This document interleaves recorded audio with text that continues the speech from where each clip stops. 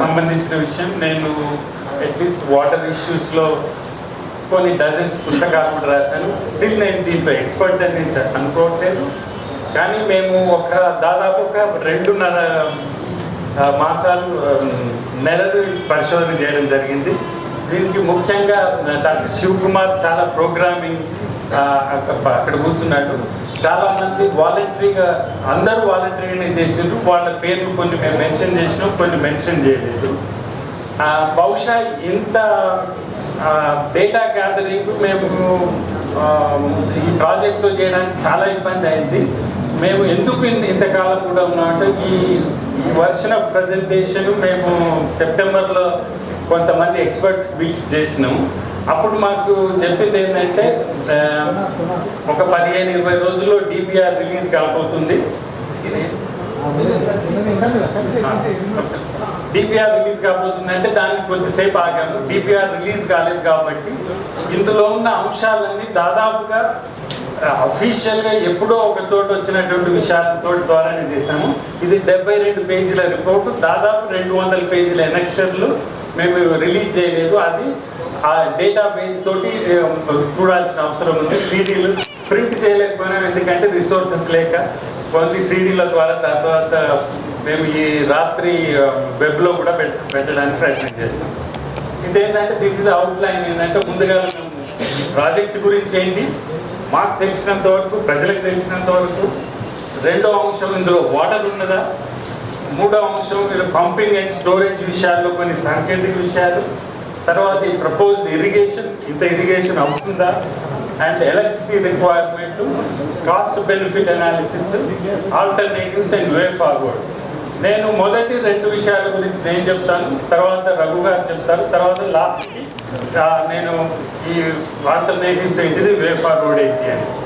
మీరు ఇందులో చాలా సాంకేతికమైనవి ఉన్నాయి కాబట్టి దయచేసి ఏంటంటే ముఖ్యమైన స్లైడ్ దగ్గర నేను ఆపుతాను. మీకు ఒకటి గోదావరి బేసిన్. దీని గురించి మన రాష్ట్రంలో దాదాపుగా 73% వరకు మన రాష్ట్రంలో ఇది 59% వరకు గోదావరి బేసిన్ ఉంది.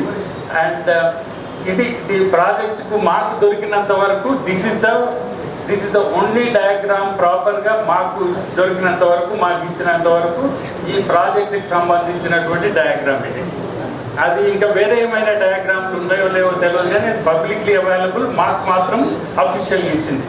This is one of the mind boggling project. ఈ ప్రాజెక్ట్ గురించి నేను స్టెప్ బై స్టెప్ నేను ఎక్స్ప్లెయిన్ చేయబోతున్నాను. ఒకటి ఈ రెండోది ఈ మేము సెప్టెంబర్లో ఈ రిపోర్ట్ రిలీజ్ చేయడానికంటే ముందు మాకు నెక్స్ట్ వచ్చేసిందోనో ఆ డయాగ్రామ్ మారిపోయింది, ఇప్పుడు కొత్త డయాగ్రామ్ వచ్చిందండి. అంటే స్టిల్ ఇట్ ఈస్ ఎవాల్వింగ్ ఉంది. మరి మాకు తెలిసినంత వరకు ఈ 2 డయాగ్రామ్ల మీద మేము డిపెండ్ అయినాం.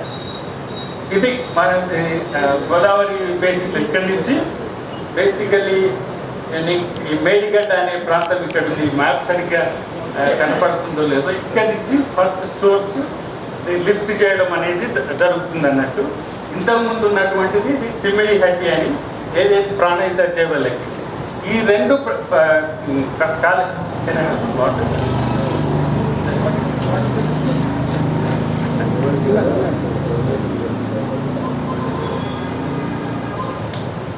2-3 ముఖ్య విషయాలు.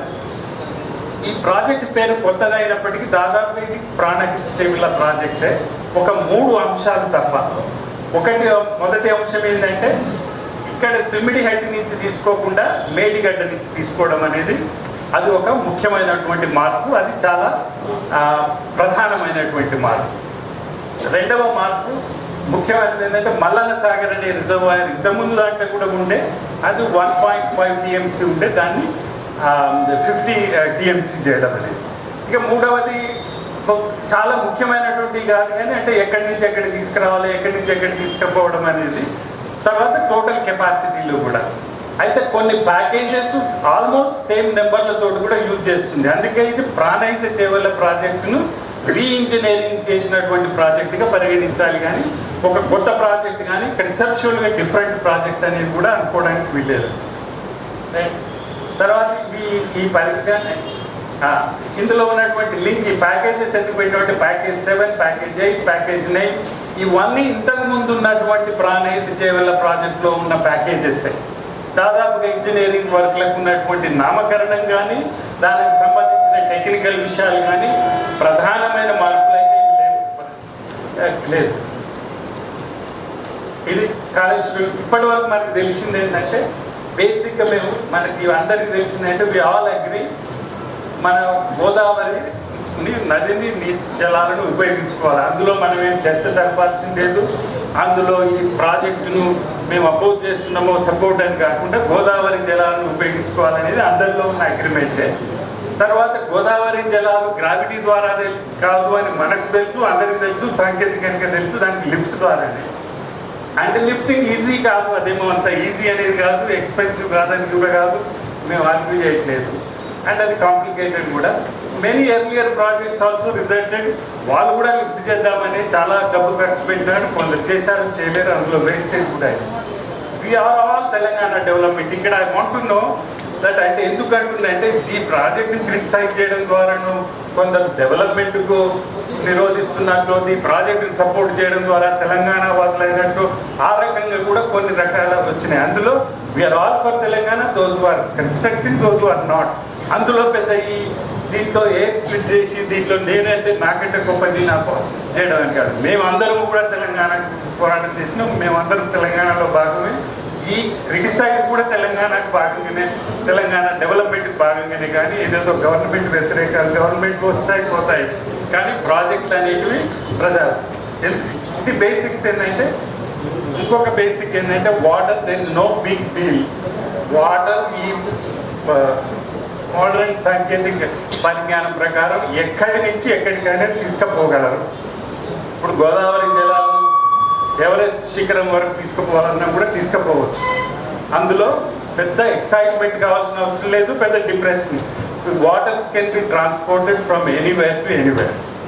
తర్వాత గ్రావిటీతో తీసుకోవచ్చు, పంపింగ్ తోటి తీసుకోవచ్చు. Technology is there. Godavari pumped and transfer to anywhere. But what cost and what purpose అది మేము డిబేట్ చేయబోతున్నాం. ఎందుకు చేయాలి, దాని ద్వారా లాభం ఎంత అవుతుంది, అందులో ఉన్న నష్టాలు ఏమిటి, కష్టాలు ఏమిటి, దాని గురించే చర్చ. కానీ లిఫ్ట్ ఇరిగేషన్ ఎవరు అపోజ్ చేస్తుందో లిఫ్ట్ ఇరిగేషన్ వద్దామని కాదు. ఎందుకు ఇంత బేసిక్స్ చెప్పాల్సి వచ్చిందంటే ఇట్లాంటి పబ్లిక్ డిబేట్ జరగడానికి కూడా ఈ బేసిక్స్ కూడా చెప్పాల్సిన అవసరం వస్తుంది. తర్వాత డిపిఆర్ అనేది మేము అంటే దానికి ప్రాజెక్టు వేయడానికంటే ముందు ఒక గవర్నమెంట్కు ఒక బాధ్యత ఎందుకుంది అంటే ఇది సిడబ్ల్యూసి చేసినటువంటి గైడ్ లైన్స్.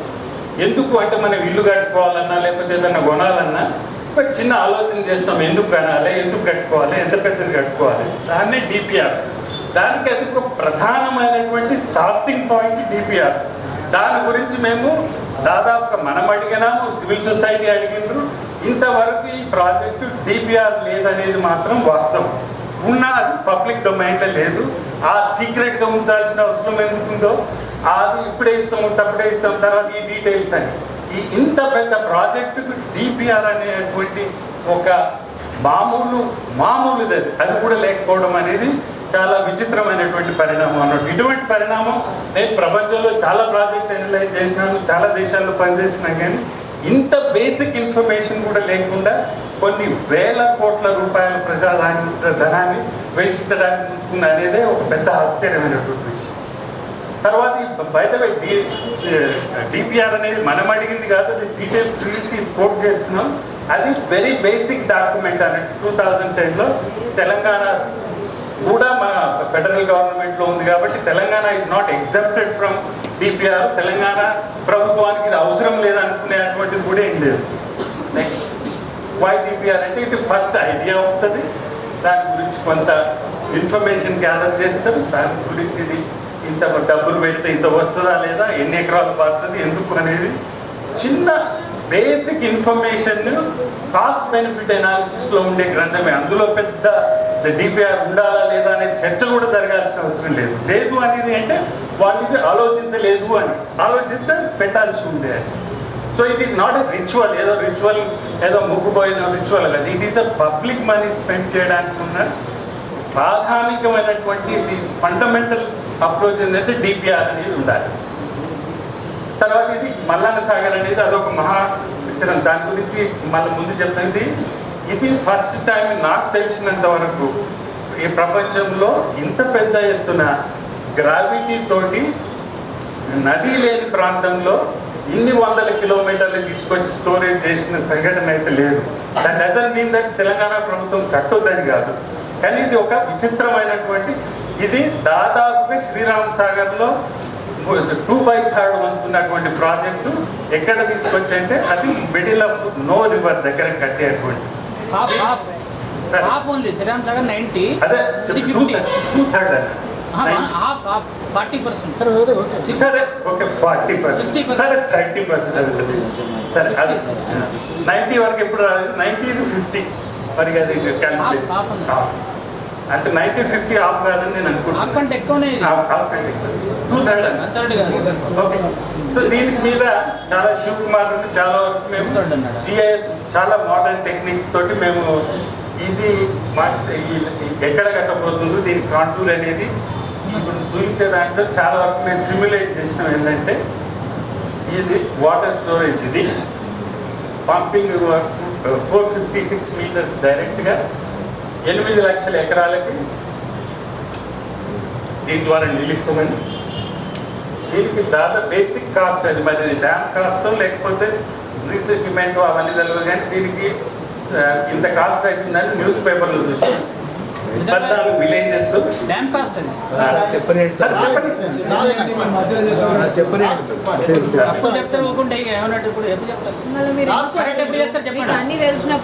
కరెక్షన్స్ ఎప్పుడు చేస్తారో చెప్పండి. లాస్ట్ చేస్తారా?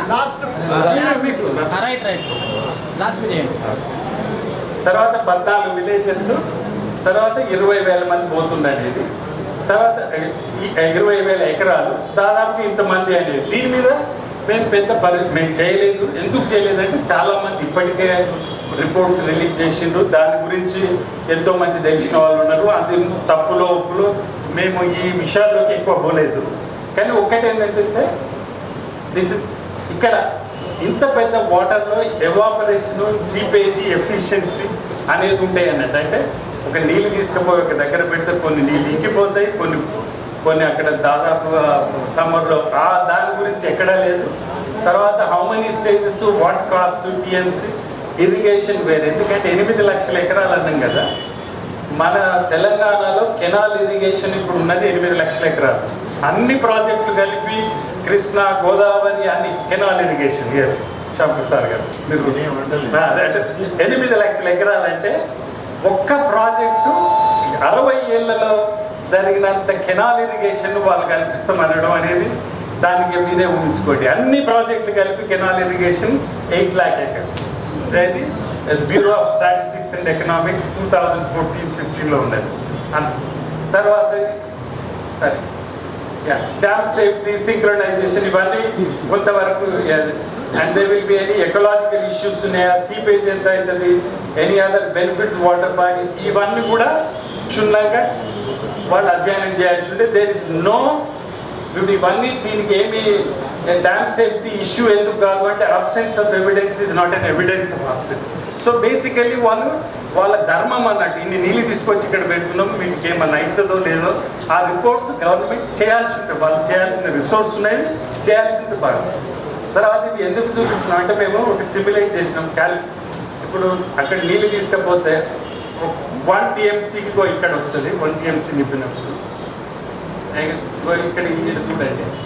దెన్ 0.2 CM సిమ్యులేషన్ చేసిన మేము కంప్యూటర్ మోడల్తో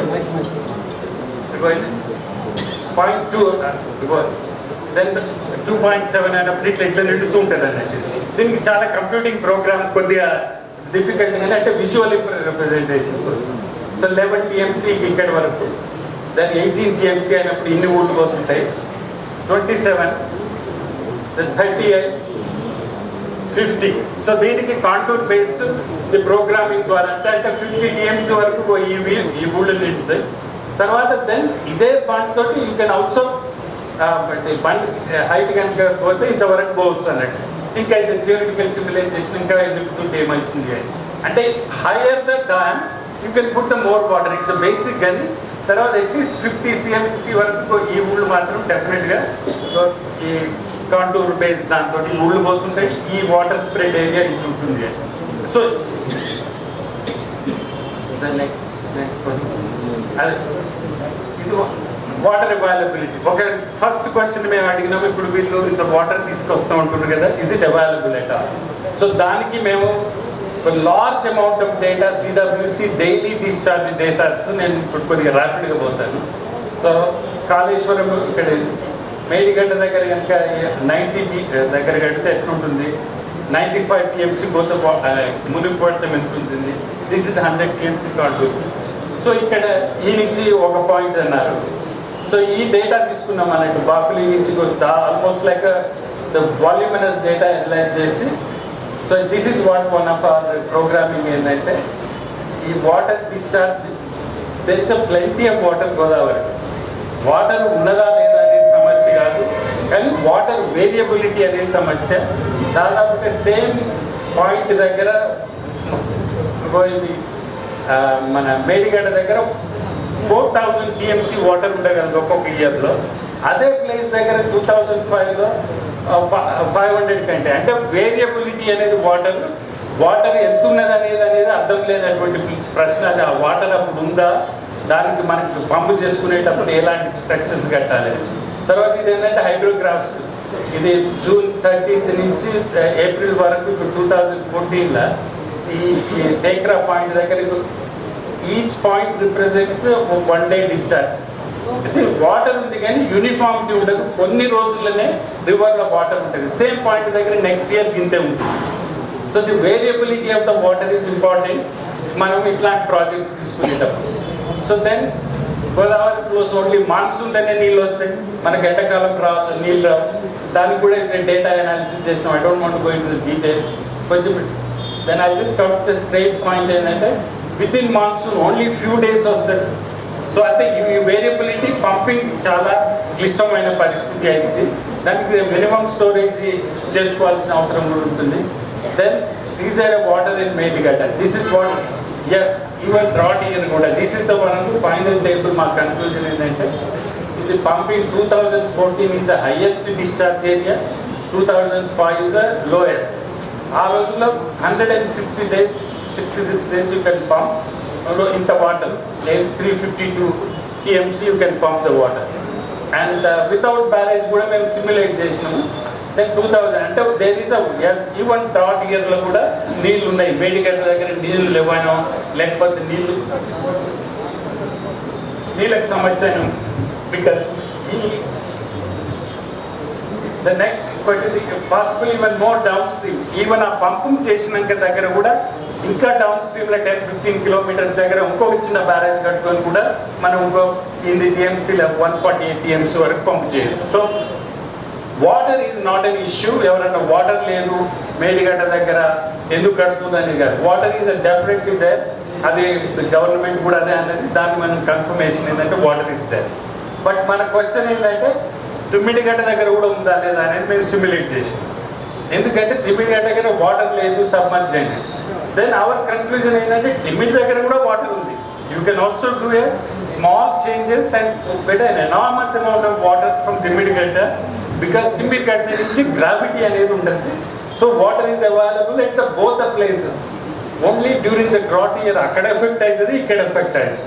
ఈ స్లైడ్ ఎందుకు చూపిస్తున్నాం అంటే, it's also mystery why on what basis they have changed the pumping, which has a enormous cost implications in it.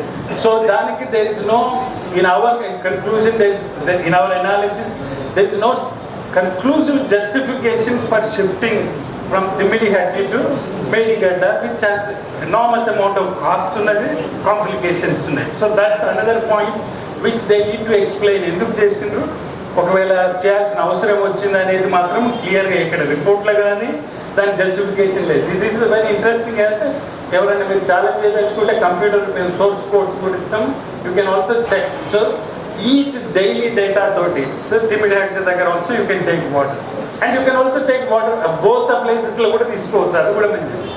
Next ఇది this is the conclusion. I close it here.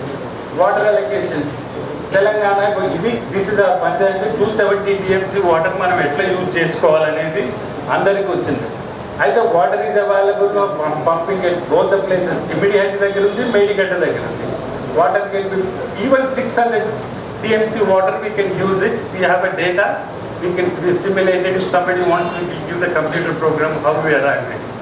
Then there seems to be a strategic advantage of drawing water from Limited. So because it is in our territory, that is certainly this, we will definitely demand that there is a need to independent examination of water flows, gravity, interstate issues for a better cost.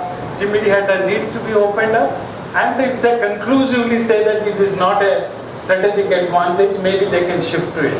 And now mana Raghu is going to tell why Timidihata inconsistent and cost implications. Then can you take over from here? So next, so yes, water is there. Yes, water is available for pumping.